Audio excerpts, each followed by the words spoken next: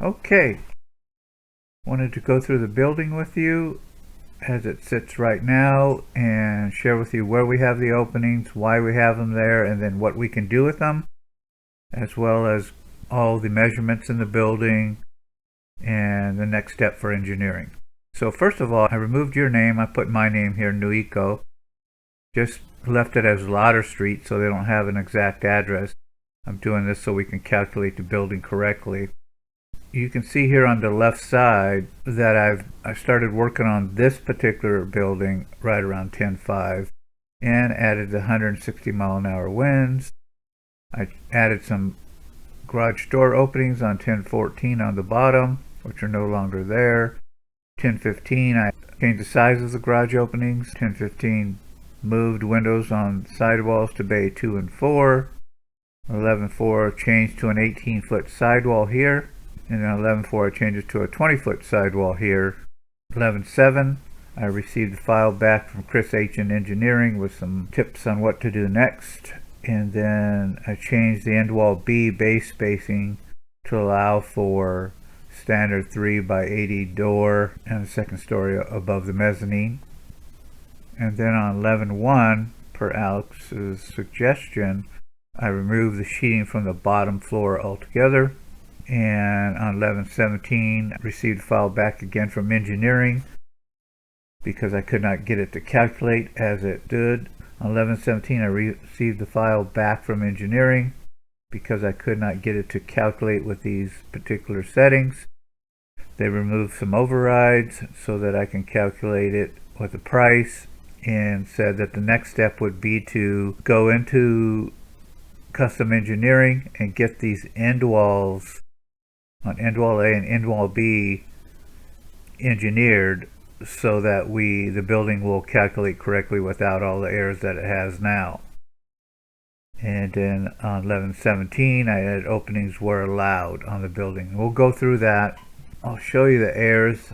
They don't mean much to you, but they do to me, and so I'll tell you what we have to work through.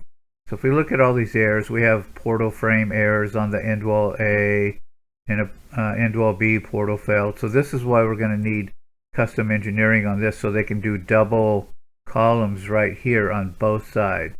Now to do this part of it, it's taken me about a week to get through engineering to get some kind of clarity on how to do that without having a whole building engineered.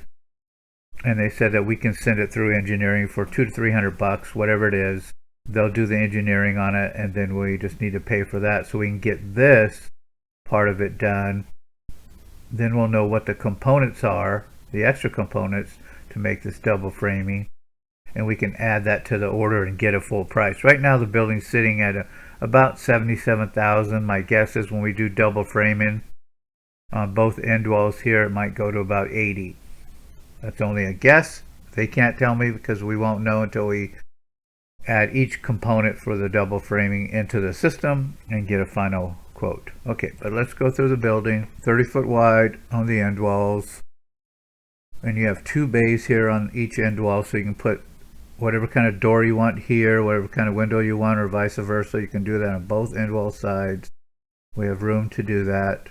And then on the side walls, we have a 10-foot covered porch there, another 10-foot covered porch in each one of these. So that's how it sits. The total height to the eaves right here is 25 feet. Total height of the building is 31.3, and it's got a 512 pitch on it. And the height to the top of the flooring right here is 15 feet. So that's where we're at on the building there.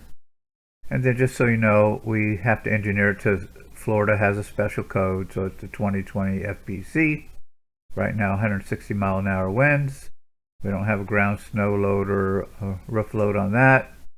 And it's set to a Barndominium, so a livable space.